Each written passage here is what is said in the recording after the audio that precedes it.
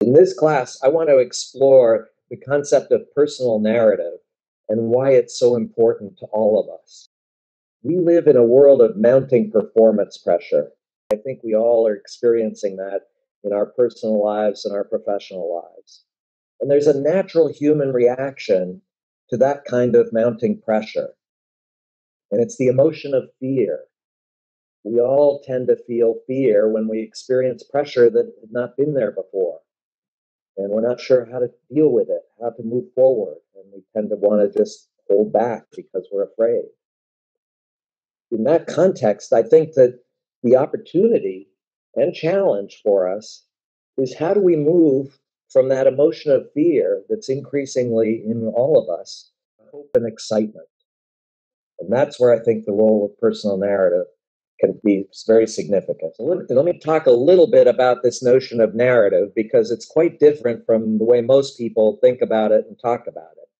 For most people, narratives are the same thing as stories. Stories and narratives, same thing. I make a distinction that I think is important and meaningful. And just to quickly lay it out, for me, a story is self-contained. It has a beginning, a middle, and an end to it. Something happens to end the story. And the story is about me, the storyteller, or it's about some people, other people over there. It's not about you. You can use your imagination, figure out what you would have done, but it's not about you. In contrast, for me, a narrative is open ended. There is no end to it yet, there's no resolution.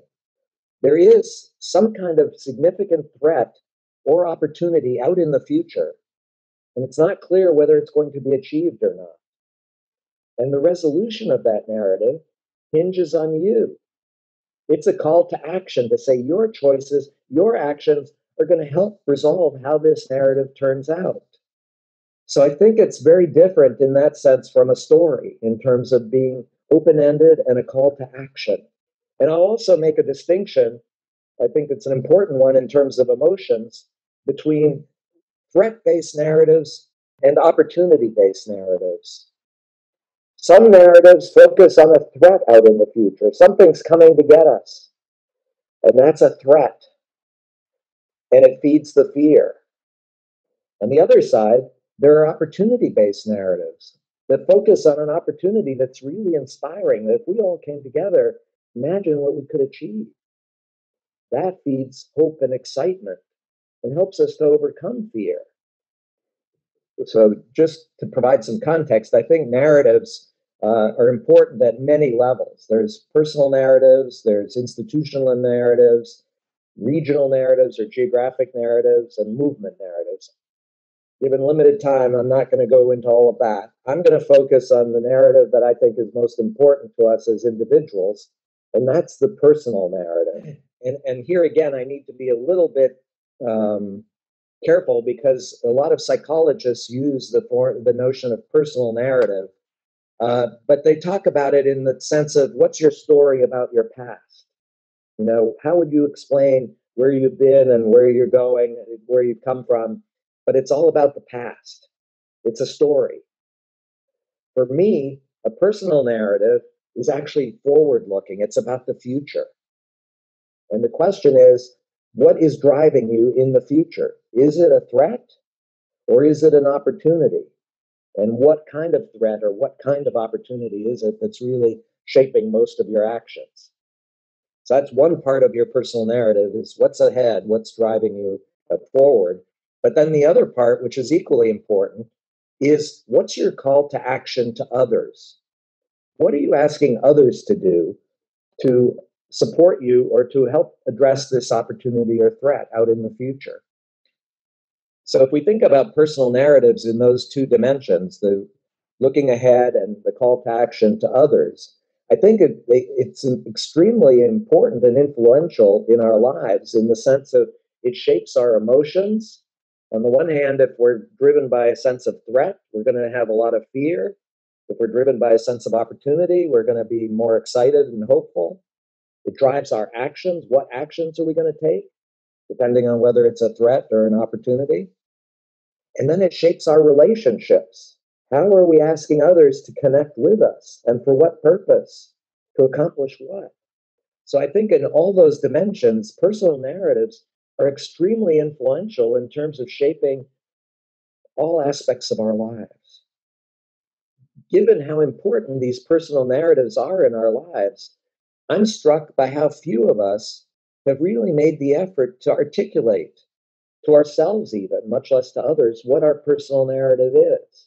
I mean, we manifest it through our actions, but how many of us have stepped back and really said, what is my narrative? What am I looking ahead to? Is it a threat or an opportunity? And what's my call to action to others? Very few people have really stepped back to do that. They're acting on it, but they're doing it subconsciously. And I think there's a real need for us to make the effort to articulate it, because you can get a lot of insight from just making that narrative explicit. To give an example of the value of articulating a personal narrative, I'll just tell you a bit about my own personal journey. In my childhood was very challenging. I lived in a very dysfunctional family. I was brought up with a strong sense of fear, and a key message that I got in my raising was that my needs didn't matter. It was all about serving the needs of others. That was the way I could demonstrate my value, was serving needs of others. And the result was that I ended up with a personal narrative, again, that I had not articulated to myself at the time, but that drove all my actions and emotions as I was growing up and in my early adulthood. And it basically, once I stepped back and reflected on what that narrative was, the narrative was, we're living in a very challenging world. There are a lot of challenges for all of us. Call to action is, come, tell me what your challenges are, and I'll help you address those challenges with my mind and my analysis. And I think, again, it was shaping all my emotions, all my actions. But when I finally stepped back to reflect on it, I started to realize, wow, on the one side, I'm only focused on the challenges that everybody has. It's threats, it's the things that are holding us back. There's no sense of opportunity out there. It's all about challenges. And then the call to action was, how can I help you? Come to me and tell me what your needs are, and I will help you. But there was no sense of, again, my needs being important and helping me to address my needs. It was all about how do I help you? And then it was also very much focused on analysis and mind activities versus emotions. Because I had been raised as a child to believe that emotions were very dangerous. It was all about fear and anger, and who wants to feel those emotions? Let's put the emotions aside and let's just focus on the analysis and get through this with the mind and analytics. So that effort to really step back and reflect, articulate on what my personal narrative was a real breakthrough for me. It made me realize how limiting that personal narrative was in terms of achieving more of my potential and thriving and really addressing opportunities that were out there to be addressed. That was all completely absent because my personal narrative was much more limiting and narrow. I think it's important for all of us to make the effort to really step back and articulate our personal narrative. It's challenging. I mean, it's not easy, and there's a temptation to retreat. But on the other side, what better time to really do this? We're going through a period of enormous change, and it's an opportunity for us to step back and reflect. Are we, in fact, positioned as well as we could be to address the changes that are happening and to achieve more of our potential? But I think the first step on that journey is making that effort to really reflect on, what is my personal narrative? What's my view of the future? Is it opportunity or threat? And what's my call to action to others? What am I asking others to do? And by the way, for many of us, we're not asking others to do anything. We've been trained and believe that it's all about us. We'll just make it through in the best way we can, but it's up to us, and others don't matter. And I think that's in itself can be a revelation. If you don't have a call to action to others, okay, that's interesting. Why not? And what could you accomplish if you did have that call to action and brought other people, inspired other people to come together to address something that's really exciting out in the future? Step back and articulate what is that personal narrative. Make it explicit for yourself to begin with. Just what is that personal narrative that's driving my choices, my actions as I live my life going forward. But I hasten to add that that's just the first step. I mean, articulating the narrative then becomes an opportunity to reflect on it and to really ask the hard questions about, is this the best personal narrative for me to achieve what I really want to achieve in life? You know, again, asking the questions about threat versus opportunity. And then if you're already focused on an opportunity, is it a big enough opportunity to help you really achieve much more of your potential? And then reflecting on the call to action to others. And I will hasten to say that for many people, there is no call to action to others. That in itself can be a revelation if you say, oh, I'm not asking any help from anybody else. Well, guess what? If you were willing to ask for help from others, you could probably achieve much more of that potential and that opportunity together than you could just acting on your own. So reflecting on that to say, okay, is this the right call to action? And am I calling out to the right people? Am I inspiring them and motivating them in a way that will get them to act really aggressively to support this journey? I think those are real important questions to reflect on. And then to use those questions and the reflection to evolve the personal narrative. Your personal narrative is not fixed in stone. It can change, but you need to make the conscious decision to change it based on the reflection to say, what could that narrative be to make it much more impactful and to achieve much more of my potential?